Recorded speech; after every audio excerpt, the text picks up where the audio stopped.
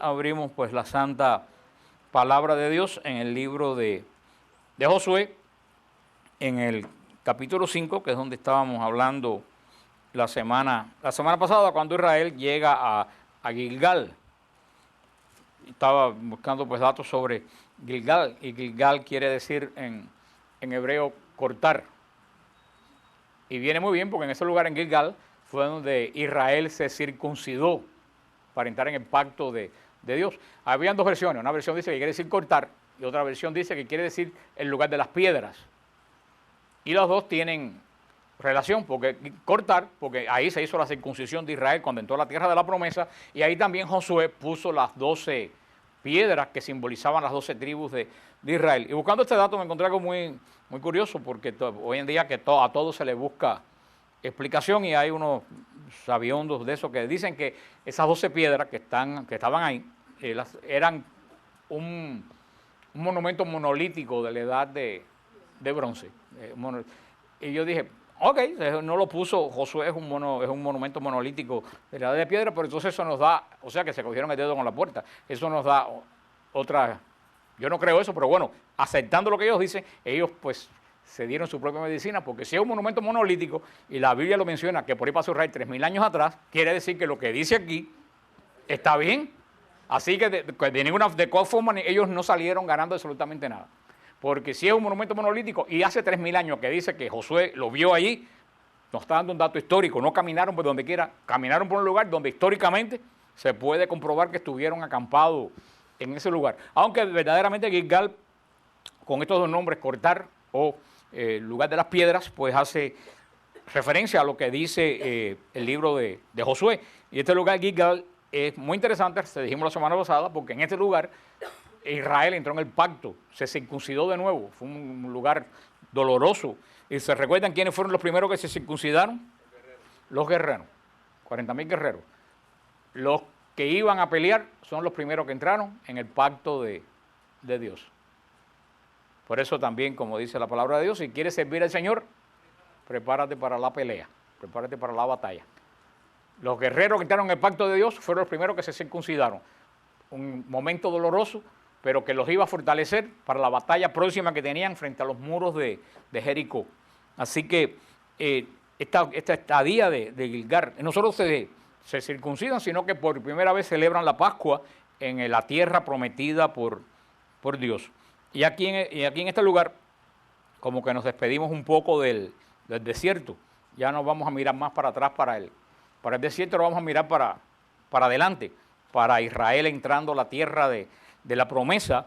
Por eso es bueno, antes de pasar ya a Israel, ya entrando a batallar por la promesa, es bueno resumir algunas de las cosas que aprendió Israel en el desierto y que nos pueden servir a nosotros. Acuérdense de la actitud, la semana pasada vimos la actitud de Israel al cruzar el Mar Rojo y la actitud de Israel al cruzar el Jordán. Dos actitudes totalmente diferentes una de otra. Lo que quiere decir que Israel ¿qué cosa? Había aprendido por el camino. Tuvo una experiencia que aprendió. Y que algunas de las cosas que aprende Israel por el camino, que vemos en los primeros 3 capítulos de Josué, hay una cosa muy importante. Lo primero que aprende Israel es que los asuntos importantes hay que tomarlos con calma. Eso es lo primero que aprende Israel, que nosotros tenemos que aprender de Israel. Israel en el desierto, nosotros en nuestro desierto. ¿Cuál es la primera lección? Los asuntos importantes hay que tomarlos ¿con qué? Con calma. ¿Dónde están los errores que tomamos que marcan muchas veces nuestra existencia? Y no solo la existencia de nosotros, la existencia de quienes nos rodean. ¿Tú sabes dónde está muchas veces el error? Con lo apurado en que tomamos la decisión y lo ponemos a la obra. No nos tomamos el tiempo suficiente para evaluar qué cosa nosotros vamos a hacer. Esa tranquilidad antes de lograr fue lo que experimentaron los israelitas. ¿Se recuerda cuando Josué se levantó de mañana y él y todos los hijos de Israel partieron de Sitín y vinieron hasta el Jordán y reposaron allí? ¿Se acuerda? Antes, Israel, antes de hacer el paso decisivo de su vida, de entrar a la promesa de Dios, ¿qué fue lo que hizo? Reposar. Creo que tenemos que aprender que tenemos que reposar antes de tomar alguna decisión. Piensa que la decisión que tú vas a tomar puede transformar tu vida, si es espiritual puede transformar un ministerio, puede transformar un grupo, puede transformar a muchas personas, que inclusive la decisión personal es de la vida de uno. Yo siempre he visto que las decisiones que se toman en caliente, casi siempre son un desastre. Ahora, claro, nosotros somos unos impulsivos y uno cuando tiene un problema pues quiere enseguida buscar una solución. ¿Quién nos da esa capacidad de, como Israel, decir, vamos a frenar? ¿Quién nos los da? El Espíritu Santo. El don de la paz del Espíritu Santo. Está en la clase que estamos dando ahí por Radio Paz y por Radio Católica Mundial, estamos dando una clase sobre los íconos. Sobre los íconos, nosotros decíamos para esta clase de este domingo lo que nos habla los íconos. Los íconos casi siempre tienen la boca chica y los ojos grandes. Si fíjense, los cuerpos de los íconos son flacos, son hieráticos, son muy... La comparación de los ojos y la cabeza es desproporcional con el tamaño del cuerpo. Los íconos son flacos, son así descarnados, porque quiere decir que esa persona ya se apartó de las cosas de la carne. Y tienen los ojos grandes, decían los iconógrafos, tienen los ojos grandes, porque con los ojos pasan tres cosas. Dice que con los ojos, la persona que representa, que está mirando a Dios, dice que con los ojos contempla el misterio de Dios. Pero con el mismo ojo que contempla el misterio de Dios, nos contempla a nosotros. Y al mismo tiempo que nos contempla a nosotros, nos interroga.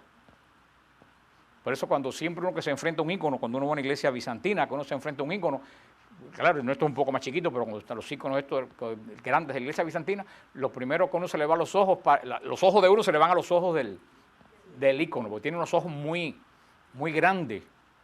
Y acuérdense lo que les dije que dice los ojos. Primero, ¿está mirando qué cosa?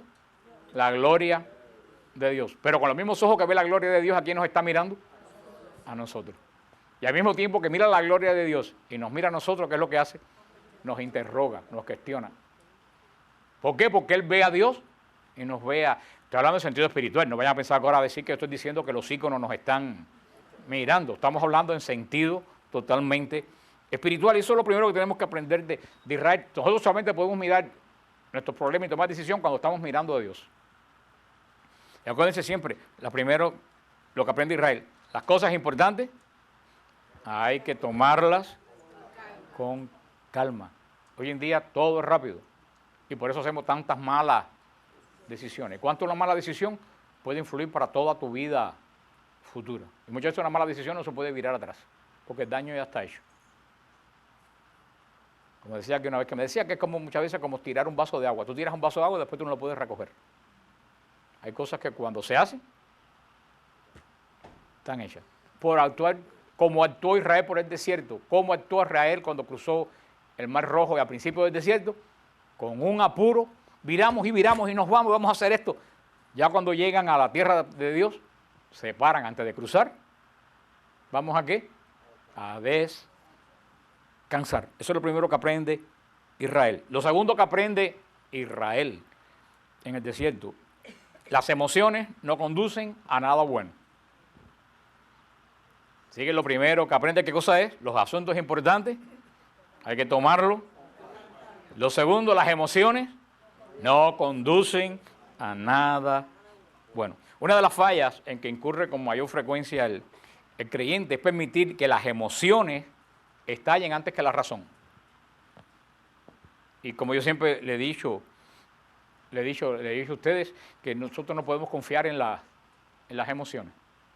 ¿Cuántas veces uno se ha guiado por una emoción y se da cuenta que ha estado totalmente equivocado? Cuando dice, ay, como la amo, como lo amo, esto es para toda mi vida, y para el año tú dices, vaya equivocación uno no puede guiarse por las emociones. No puede guiarse por las emociones. Ni siquiera espiritualmente, y eso es el gran problema en las iglesias pentecostales y en la renovación carismática, hay que tener cuidado. Tú tienes que saber diferenciar fe de emoción. Son dos cosas totalmente, los protestantes confunden la fe con la emoción. Entonces, para ellos, ¿qué cosa es la fe? Sentir. Ay, venga a mi iglesia para que tú veas cómo siento. Pero el premio no está cuando se siente. ¿Sabes cómo está el premio? Cuando tú eres fiel y no se siente absolutamente nada. Esas personas están basando su fe en ¿qué cosa? En una emoción. Y cuando la emoción se la acaba en el lugar que está, recogen su pandereta y se van para otro lugar donde hay otra emoción. Y por eso siempre están brincando de una iglesia en otra iglesia. Nosotros en la fe no podemos confiarnos en la... Si Dios te da una emoción santa, bendito sea Dios, pero tú no puedes... Esas son las personas, ahora hablando de los católicos, son las personas que dicen, yo no voy a misa porque de verdad que me siento tan vacío, no me motiva ir a misa. Te estás basando en las emociones. El día que a ti no te motive ir a misa es cuando más tú tienes que ir a misa. Lo que es la bendición que el demonio te quiere robar. Las emociones no conducen a nada bueno. Y los humanos somos muy emotivos y los latinos somos todavía más emotivos. No podemos poner la emoción primero de que no la fe, pero como dije al principio, que la razón. No podemos. Y eso es lo que tenemos que aprender a controlar. Cómo yo controlo mis emociones para dejar que la razón... Por eso en las discusiones apologéticas con un protestante, tú estás usando la Biblia y todo es una garabía. Cuando tú usas la razón, se quedaron sin argumento, sin ninguna... Yo alguna vez estaba con un protestante discutiendo, y ustedes los católicos son unos idólatras. Y dije, tienes razón, somos unos idólatras. Se quedó así. Después de eso, ¿qué iba a decir? Le acabé el tema. Les dije, ahora que estamos de acuerdo que los católicos somos unos idólatras, vamos a hablar de esto. Pero yo vi el shock que se llevó, porque es lo que estaba esperando que yo le dijera. No, porque tú, ¿para qué? Para seguir escalando las emociones. Podría decir, los católicos somos idólatras. Entonces vi que se quedó desconcertado y dije, ahora es cuando le voy a dar el zapatazo. Ahora cuando lo dejé totalmente desconcertado. Uno no puede confiarse ni siquiera en las emociones de las cosas que uno ve. Y lo hablamos cuando estábamos en San Gil muchas veces. Muchas veces uno dice, lo vi con mis propios ojos y no. A mí me pasó hace 2 semanas cuando fui al grupo aquí de la Inmaculada. Alberto estaba ahí. Me pasó cuando fui al grupo de la Inmaculada, desde que yo llegué al grupo jóvenes, allá a hablar, había una muchacha y estaba sentada y yo estaba hablando y ella estaba así. Y las emociones mías empezaron en ebullición, ¿no? Pero ya he aprendido. Y yo, Señor, toma control pero yo, a pesar de siento, ¿a qué vino esta mujer aquí? Si no está prestando. Yo me daba cuenta que esa persona no estaba prestando atención ninguna. Es más, tenía cara, yo decía cosas que hacía que la gente se riera y ella se quedaba así. Y después, para poner la cosa peor, llega una muchacha y se sienta al lado de ella y empiezan, habla que habla, y habla que habla, y habla que habla. Y mis emociones empezaron a tomar, y yo, Señor, toma control de mis emociones para no darle un escándalo. Y entonces, por último, hago una pregunta y me dirijo a ella. Le digo, ¿qué tú crees de esto? Y ella se queda así. ¿Sabes? Entonces me explica la muchacha cuál es el problema, que ella es americana, norteamericana, y no entiende absolutamente nada. No, pero esa muchacha tiene un gran mérito. Esa muchacha, sin entender absolutamente nada, siendo protestante, empezó a ir a ese grupo de jóvenes. Entonces la muchacha que se sienta al lado de ella es la que le traduce lo que las personas van diciendo en español. Y la muchacha llegó tarde porque estaba en el Santísimo. Pero mira cómo uno no puede juzgar por las emociones. Y lo estaba viendo con mis propios ojos, pero no era lo que yo estaba viendo. Si uno se deja llevar por las emociones, en otro momento de mi vida le hubiera pegado un raspapolvo a la muchacha ahí. Y hubiera sido tremendamente injusto. Eso me pasó una vez cuando yo daba las charlas, también ustedes han oído ese cuento, cuando yo daba las charlas de bautismo en San Gil, cuando yo daba las clases de bautismo, iba mucha gente a las clases de bautismo que iban obligados. Totalmente obligados, porque si no van, no te bautizo, muchachos, punto. Y yo aprovechaba para darle ahí conocimientos de la palabra de Dios, le explicaba la liturgia del bautismo, y ese día estaba explicando y veía a esa mujer que me miraba y me miraba y me miraba, y yo decía, esta me está mirando con ojos de odio. Y yo seguía dándole, yo decía, esta vino aquí obligada, y el marido no estaba, y este marido no quiso venir, esta se fajó en la casa con el marido, y me está mirando y está deseando que me trague la tierra, que me desaparezca. Yo seguía dando la charla, la miraba y la mujer mirándome así, con una cosa rara, y cuando se acabó la charla yo me quedé de lo más, y ella salió y de buena primera viró, y me llamó. Yo dije, ahora aquí se va a formar. ¿Ustedes se acuerdan? El altar de San Gil tenía unas arecas así en la parte y atrás de la areca le dije, sí, hermana, ven. Y la señora vino, Frante, yo te quiero decir una cosa. Digo, dígame usted.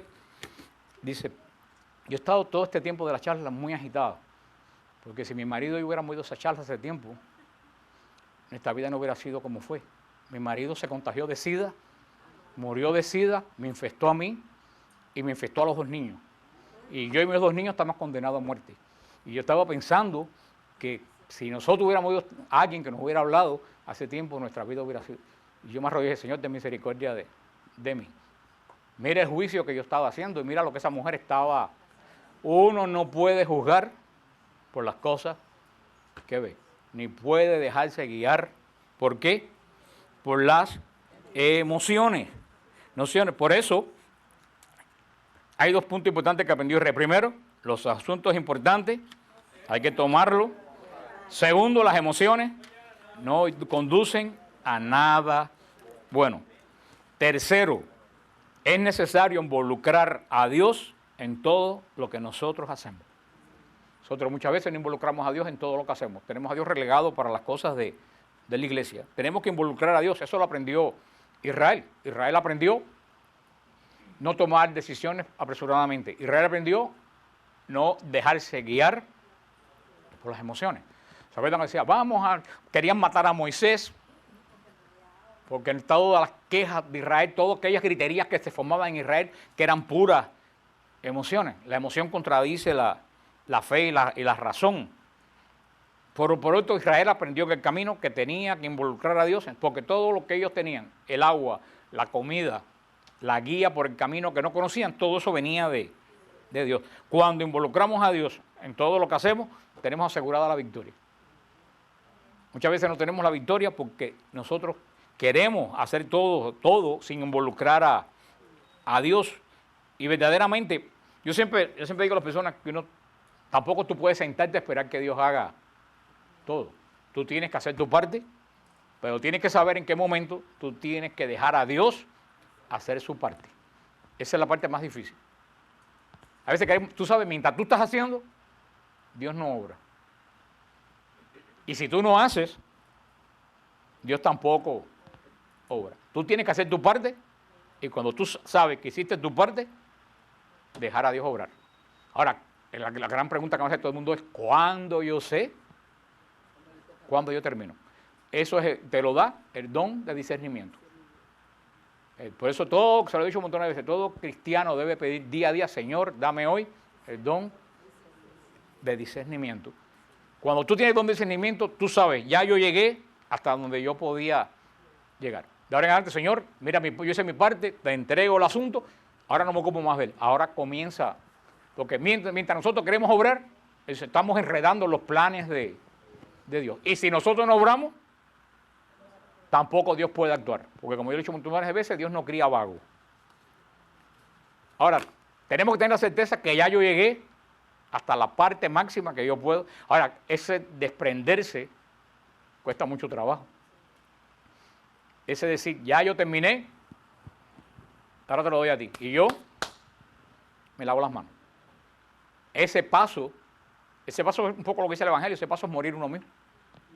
Porque uno quiere tener control de todas las cosas. ¿Qué fue lo que la Madre Blanca nos dio en el retiro de Tampa? Cuando ella dijo, cuando tú hayas hecho tu parte, vete al sagrario, coge el problema tuyo, mételo en el sagrario, cierra la puerta y vete. Y déjalo ahí. Vaya, estamos hablando en sentido espiritual. Coge tu problema, tu esposo, tu hijo, tu familia, tu trabajo, mételo en el sagrario, cierra la llave con llave y vete. Y dile, Señor, ahí te lo dejo. Pero sabiendo que tú trabajaste tu parte. Tenemos que involucrar, eso es involucrar a Dios en todo lo que nosotros hacemos. Entonces tenemos que Israel, ¿qué cosa? ¿Cuál es el primero que aprendió Israel? Los problemas hay que saberlos tratar, los asuntos importantes, con calma. Segundo, las emociones no conducen a nada bueno. Tercero, tenemos que involucrar a Dios en nuestra vida. Cuarto punto que aprendió Israel en su camino. Si confiamos en Dios, vamos a ver maravillas. Cuando Israel comenzó a confiar en Dios, Israel comenzó a ver maravillas. ¿Por qué nosotros muchas veces no vemos maravillas? Porque no confiamos. Y eso de no entregarle tu problema a Dios muchas veces es también no confiar en Dios.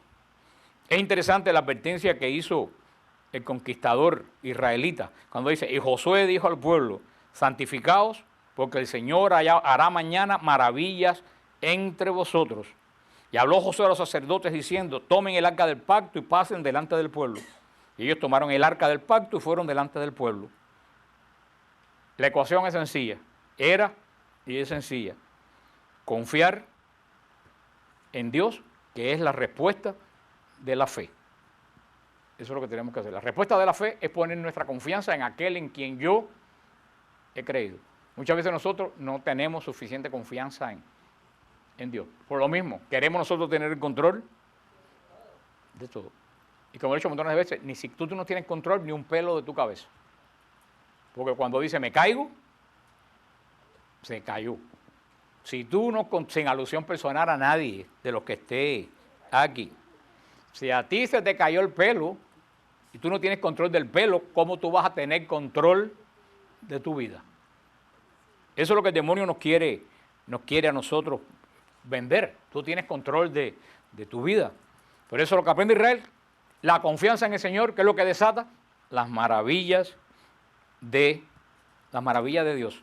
Eso que vimos de Israel, cuando Israel empezó a confiar en el Señor, Israel caminó derecho y entró a la tierra de la promesa. ¿Por qué? Porque la generación que se había dañado en el desierto, ¿qué había pasado? Se había muerto. Desafortunadamente eso es lo que tenemos que hacer en nuestra vida, no matar a gente, pero muchas veces la gente que nos rodea es lo que nos lleva a hacer esto que es contrario al plan de Dios para nuestra victoria. Hay en nuestra vida una generación que tenemos que matar, en el sentido espiritual. Todo aquel que solamente te lleva palabras de desesperación, palabras de desconsuelo, palabras de desconfianza, esa gente te roba la bendición. Si no quieren oír, si tú les hablas y no quieren oír, mi hermano, apártate de esa gente. Eso fue lo que pasó a Israel. La gente ahí corrompieron a quienes, a los que tenían esperanza, los que tenían fe.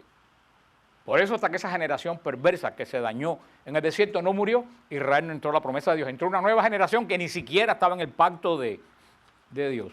Por eso lo importante que hemos visto, los asuntos importantes hay que tomarlos, las emociones nos conducen, tenemos que involucrar a Dios en cuanto hacemos. Y si confiamos en Dios, vamos a ver maravillas.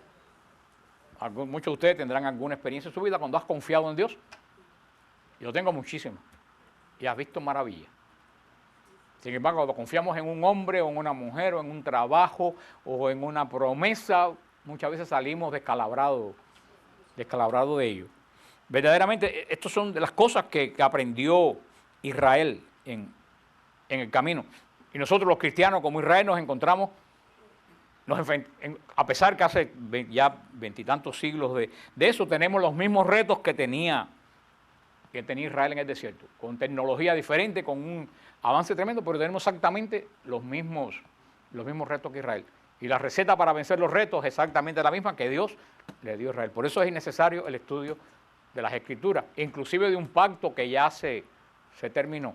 Porque con que ese pacto se terminó, los hombres seguimos siendo exactamente iguales. Y Dios sigue siendo exactamente igual. Y los problemas que hemos visto en todo el Pentateuco y en Josué, los problemas de los hombres de Israel son exactamente igual que los problemas de nosotros.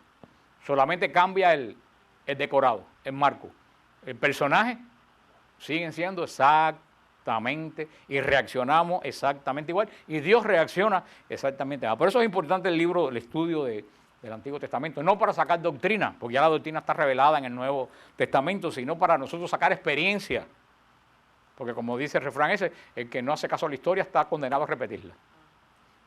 ¿Y cuántos de nosotros hemos tenido que repetir la historia por no sacar lecciones de ella? Israel estaba rodeado por el desierto. ¿De qué es símbolo el desierto? De la muerte. Israel estaba rodeado de muerte. Todo el que se aleja del grupo, todo el que se aleja. Por eso que Israel no se podía alejar por eso tenían que mantenerse unidos. Todo el que se alejaba del grupo, que es lo único que encontraba en el desierto, muerte. No había agua, no había nada que comer. El desierto es la muerte, la desolación total. Y nosotros los creyentes hoy estamos también rodeados de muerte. Por eso que el Santo Padre ha llamado a esta cultura, la cultura de la muerte. Estamos rodeados por el mismo desierto y estamos igual. Si nos apartamos del grupo, nos morimos. Por eso cuando digo grupo, como la iglesia, como el pueblo de Dios, por eso está necesario mantenernos. ¿Para qué sirve la iglesia? Para eso. Lo mismo que Israel, el que se aleja del grupo, que está guiado por Dios, se muere. ¿Y cuánta gente se ha muerto por irse a la cultura de la muerte? Fíjate que todo lo que nos rodea es cultura de muerte. Muerte espiritual o muerte física. Cualquier tipo de muerte. Ayer mismo yo estaba hablando porque fui a dar una charla a Madre de Cristo, Mother of Christ, sobre los ángeles. Y es interesante porque es muy curioso cuando estaba hablando de los tronos, dominaciones, potestades, querubines, serafines, ángeles, arcángeles, todo el mundo estaba así. No, cuando empecé a hablar de los espíritus malos, todo el mundo se despertó. Y es bueno, pero yo no sé por qué hay tanta fascinación por los ángeles malos y no hay fascinación. Pero es bueno, porque yo le decía a ellos, y una cosa que se comprobó por la mañana, desafortunadamente, yo le decía a ellos, miren cómo han cambiado los tiempos, si estamos en una cultura de muerte que cada vez se hace más cultura de muerte. Antiguamente, cuando un niño aparecía muerto, ¿quién era de los últimos que se desconfiaba? De los padres. Ahora un niño aparece muerto, ¿y de quiénes son los primeros que se investigan? Mira cómo ha cambiado. Y vimos ese desastre de Florida, del que menos mal que dijo algo bueno el comentarista de radio que lo estaba viendo. Esta madre, no sé si lo vieron hoy, que mató a sus 4 hijos. Una mujer de 33 años. Pero no, eso no es lo horrible. Lo horrible es que 3 de los niños salieron heridos y fueron a casa de la vecina a pedir ayuda. Y cuando la vecina fue a llamar al 911, la madre salió a la puerta y llamó a los niños, niños vengan. Y los niños pobrecitos le hicieron caso a la madre y cuando llegó los mató a los 3. Está loca, mi hermano. Yo no creo que ni siquiera una leona loca mata a sus cachorros. Ahí no es locura. ¿Tú sabes lo que hay ahí?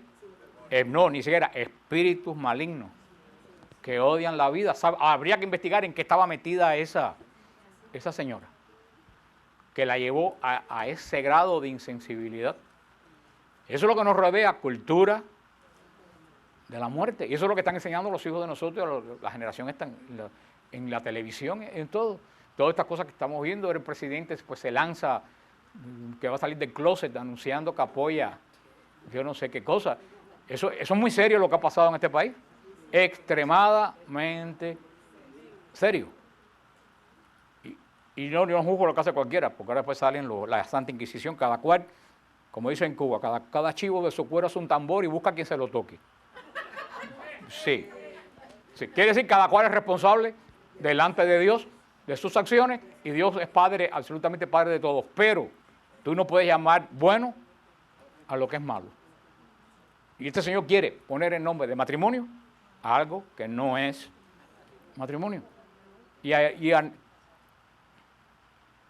analizando ayer en el grupo el Señor me dio, no sé, desafortunadamente no hay ningún teólogo que me pueda verificar las cosas que yo llego a conclusión, y desafortunadamente los teólogos que hay, me da más miedo consultar a los teólogos que quedarme con la idea que yo tengo. Desafortunadamente a ese grado ha llegado la cultura de la muerte, porque la cultura de la muerte no solo está afuera, la cultura de la muerte espiritual dentro de la iglesia, donde están matando el espíritu de todos los creyentes. Pero yo estaba, ayer como estaba hablando de Los Ángeles, yo estaba diciéndole a ellos, me vino esa idea del Señor, me imagino yo, porque por lo menos tiene sentido común. Y decía, ¿cuál es la diferencia entre los ángeles y nosotros? La diferencia es que los ángeles son servidores de Dios y nosotros somos imagen de Dios. Hay una diferencia muy grande. Ellos son ¿qué cosa? Y nosotros somos imagen. Como imagen tenemos que parecernos al Salvador, al Señor, a Dios. ¿Y cuál es una de las características, aparte del amor, no sé, para que no se pongan teológicos? ¿Cuál es una de las que hemos hablado en Génesis completo? ¿Cuál es una de las características profundas de Dios, aparte del amor? ¿Cuál es las características profundas de Dios? Crea vida. Dios es creador. Y Dios nos da ese poder. Como somos imágenes de Él, nos da a nosotros el poder de crear vida. ¿No? Por eso de la unión del sexo del hombre como la mujer, que es bendecida en el Génesis. Porque el hombre y la mujer iban a crear vida. Es lo que nos hace semejante a Dios. Podemos, ¿qué cosa? Crear vida. Y no crear vida vegetal, crear vida que conozca a Dios como su imagen y semejanza. Y por eso el demonio odia profundamente a la vida y odia profundamente al matrimonio. ¿Contra quién se lanzó el demonio por primera vez? Contra un matrimonio. Adán y Eva. ¿Por qué el demonio se lanzó contra Adán y Eva? Porque Adán y Eva iban a engendrar vida, y él odia el matrimonio porque el matrimonio genera vida, y eso es lo que está haciendo el demonio de nuevo, como hizo con Adán y Eva en estos momentos. Un matrimonio entre un hombre y una mujer no puede ser, entre un hombre y un hombre, entre una mujer y una mujer no puede ser, porque un hombre con un hombre, una mujer con una mujer, no engendran vida. Y eso es lo que quiere el demonio, llamar matrimonio a cosas que no. Primero inventó el aborto. ¿Para qué? Para destruir la vida. Y como sigue habiendo vida, quiere inventar otro tipo de cosas para seguir destruyendo la vida. Él odia profundamente la vida. Y odia profundamente la vida porque odia la capacidad que tenemos nosotros, que él no tiene. Él no puede engendrar otros ángeles. Los ángeles son siervos, criaturas, y están creados de una sola vez por todo. Ellos no pueden engendrar vida. Nosotros sí. Y ese es el odio profundo que le tiene el demonio a la vida y al matrimonio específicamente. No por matrimonio, sino porque ellos pueden engendrar vida. Pero desafortunadamente de esas cosas no se hablan hoy en día. Está bien, el matrimonio no puede ser de un hombre con hombre, pero hay que darle a las personas razones de por qué no pueden ser. No basta con decir no puede ser, tú tienes que dar razón de por qué no puede ser. Tú a tu hijo no puedes decir, no puedes hacer esto porque no me da la gana. Tú a tu hijo para enseñarlo debes decirle, no puedes hacer esto por esto. Tú tienes que dar razones. Y hoy en día no estamos dando razones, posiblemente porque a nosotros no nos han dado razones tampoco. Y nos quedamos aquí en esta experiencia de Israel en el desierto, cuando en Gilgal, ¿qué cosa ponen? Las 12 piedras. ¿Qué cosas fueron las 12 piedras? Una señal de no retorno. Cuando pusieron las 12 piedras, no hay retorno. De aquí no viramos para atrás. Esta es la promesa de Dios. Así como el Mar Rojo fue cuando el Mar Rojo se cerró, fue una señal de no retorno. El mar se cerró, esa etapa de esclavitud, ¿qué cosa? Se acabó. Marcaron las piedras, la etapa del desierto se acabó. Lo que le he dicho montones de veces, no se puede estar mirando para atrás. El cristiano no puede estar mirando para atrás como no sea para aprender de su historia. El cristiano siempre tiene que mirar adelante. Y Israel le dijo, ¿qué le dijo el Señor a Israel? No mires más para Egipto. Egipto se quedó y el mar se cerró. No se puede mirar para Egipto. Ahora le dice, no mires más para el desierto. El desierto se acabó. Mira para adelante, para la promesa de Dios y la batalla que te queda por delante. Esas 12 piedras fue el sepultar el dolor, la inestabilidad, los deseos de tender a mal, los odios, los rencores. Todo eso ya Israel lo sepultó cuando pusieron las 12 piedras. Esas 12 piedras que simbolizan Israel, ¿qué cosa le dije que fue? La señal del no retorno. Y Cristo es la señal nuestra del no retorno. Porque Cristo es la piedra angular. Cuando tú te encuentras con Cristo, ya no hay retorno. Ya no te queda más mirar atrás, solamente te queda mirar exactamente delante. Al cruzar el Jordán, tal como cuando cruza el Jordán, toda la vergüenza, el oprobio de Israel ya quedó. Quedó atrás la parte del desierto, la parte que los perseguían, la parte que tenían hambre. Eso mismo es lo que hace Cristo con nosotros. Cristo quita el oprobio, la vergüenza de nuestra vida. Lo que pasó, pasó. No mire más para atrás. Muchas veces a mí me molesta, tú ves los protestantes que siguen diciendo una y otra vez, porque cuando yo era prostituta, porque cuando yo era ladrón, porque cuando yo era... Eso quedó atrás. Olvídate de eso. Llegaste al punto de no retorno a tu Gilgal. Algún día tú lo tienes que decir para dar un testimonio, pero esa gente repiten y repiten, y a veces que te parece que están haciendo galardón de lo malo que eran. Hay que dejar. Cristo no mira para atrás. El Señor te manda, cuando tú llegas a tu Gilgal, de ahí solamente puedes mirar para adelante. Mira María de Magdala, la mujer de que el Señor sacó 7 legiones de demonios, y cada legión romana tenía 1000 soldados. Y esa mujer que no dicen qué cosa era, pero qué oficio era, ni qué cosa era, no sabemos qué cosa era, pero definitivamente tenía una posesión demoníaca grande. Y cada vez que miramos el pie de la cruz, al lado de María, la siempre virgen, ¿a quién vemos? A María de Magdala. A más ninguna. Eso quiere decir, Dios no mira el pasado, se acabó. El futuro está por venir. Vamos a concentrarnos en lo que tenemos en lo que tenemos en el presente para que el futuro, acuérdense que el gran problema de lo que nos vuelve a nosotros locos, en Cristo no hay pasado, en Dios no hay pasado ni hay futuro. Dios vive en un eterno presente. Resumiendo esta parte de Gilgal, se colocaron 12 piedras conmemorativas cuando Israel acampó allí. El punto de no retorno. La nueva generación que se había criado en el desierto, se circuncidó en Gilgal. La primera Pascua que se celebra en la tierra prometida se celebra en Gilgal. En Gilgal pasó otro hecho importante. El maná dejó de caer. Eso es muy importante. El Señor proveyó cuando no había nada, pero cuando encontraron la abundancia que le dio el Señor, ahora arréglate tú con lo que tienes. Trabájalo. El Señor, cuando tenemos necesidad, el Señor nos provee. Pero el Señor no da food stamp ni nada de eso. Tú tienes que trabajar. Cuando las bendiciones que Dios te dio, tú no puedes vivir. Hay gente que vive continuamente en un welfare divino.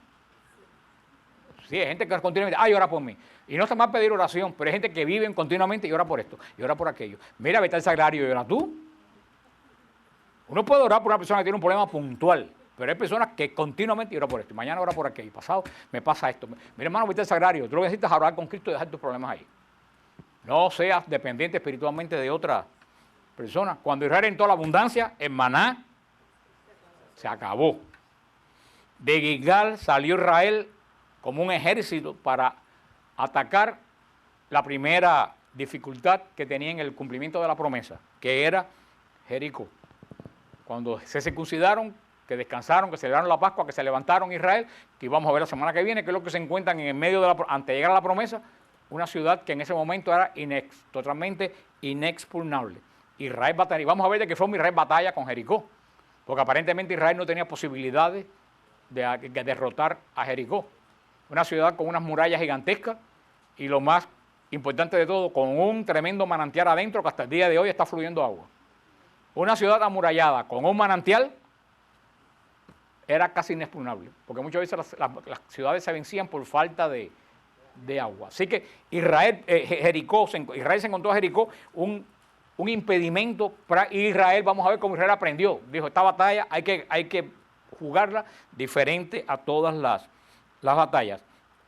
De ahí de Jericó también es donde se comienza a asignar la tierra de cada tribu de Israel. O sea que Gilgal es un lugar importante en la Biblia. Pero lo más importante, Israel no se quedó en Gilgal. Israel de Gilgal siguió caminando en busca a donde Dios le iba a dar la tierra a cada uno de nosotros. ¿Qué es lo que quiere, qué es lo que importa o lo que quiere decir Gilgal en nuestra vida? Es un lugar de renovación, un lugar de paso, donde uno se prepara, se renueva y sigue caminando. Si ustedes ven la palabra parroquia, siempre oímos la palabra parroquia. La parroquia quiere decir como un albergue. Como un albergue, ¿no? La parroquia quiere decir un lugar donde tú estás un momento descansando para seguir de camino. Como una posada esa que están en las orillas del camino, que es un lugar transitorio, un lugar donde tú coges fuerzas transitorias. Y eso es lo que es la parroquia.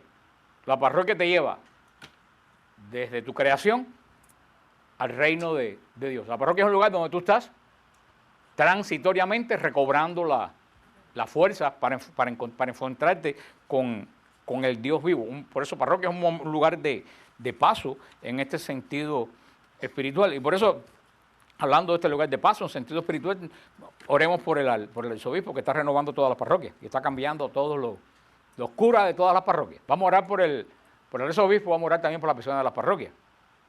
Antiguamente, cuando las cosas eran diferentes, ningún sacerdote duraba en una parroquia más de 5 años. Siempre lo cambiaban. ¿Por qué lo cambiaban? Por muchas razones. Primeramente, el sacerdote con mucho tiempo en una parroquia se achanta, se duerme ahí, ya tengo esta misma gente, ya me quedo aquí. Los fieles también ya se lo conocen, ya termina siendo la parroquia como un feudo de ese sacerdote. Por eso cada 5 años se cambiaban. Yo no sé por qué se dejaron de cambiar. Cuando se cambia un sacerdote, el sacerdote tiene que enfrentarse con una parroquia nueva, con retos nuevos, y tiene que encontrar, la gente se encuentra con un pastor nuevo, con el cual también tiene la parroquia, tiene retos nuevos. Y el arzobispo está tiene la intención, y ya lo está haciendo, de cambiar a todos los párrocos de las parroquias de Miami, que por años y años, y 19 y 20 años no se han movido de la misma parroquia. Eso no es beneficioso para nadie, ni para el pastor, ni para las ovejas. Pero es como todos los cambios traen disgustos y traen problemas porque nos acostumbramos. Y no hay nada peor que la costumbre. La costumbre mata el espíritu. Créanme, si tú tratosas la costumbre de leer la Biblia, se mata el espíritu. Tú tienes que tener deseo y emoción de leerla. No, la tengo que leer porque ya tengo la costumbre de a las 9 de la noche leer la Biblia. No, eso no. O tengo que ir al Santísimo porque yo tengo la costumbre de no. Cuando digo emoción, digo en buen sentido, no la emoción mala, sino que tienes que sentir algo por lo que tú estás haciendo. Si no, se convierte en la rutina y el espíritu lo mata la rutina. La rutina mata el espíritu. Y vamos a orar, ya hablando de Gilgal, que Gilgal fue como una parroquia. ¿Fue un momento de qué? De descanso para seguir dando la batalla de Dios. Vamos a orar también por las parroquias de la Arquidiócesis de Miami. Y la semana que viene entramos en la conquista de Jericó. Pero antes de la conquista de Jericó hubo una gran teofanía. Hubo otra de las grandes teofanías. ¿Se acuerdan? Vimos ¿se acuerdan las teofanías? La manifestación visible de Dios. ¿Se recuerdan que fue la primera teofanía? A ver si alguien se acuerda. ¿No se acuerdan? La encina de Mambré. Cuando los 3 ángeles se aparecieron a Abraham. Esa fue la primera aparición visible de Dios. Y así han habido varias teofanías en el Antiguo Testamento. ¿El Sinaí qué cosa fue? Una teofanía. Fue el Sinaí. Pero vamos a ver Canta de Jericó. Antes de casi todos los momentos grandes de Israel, va a haber una manifestación visible de Dios, va a haber una teofanía.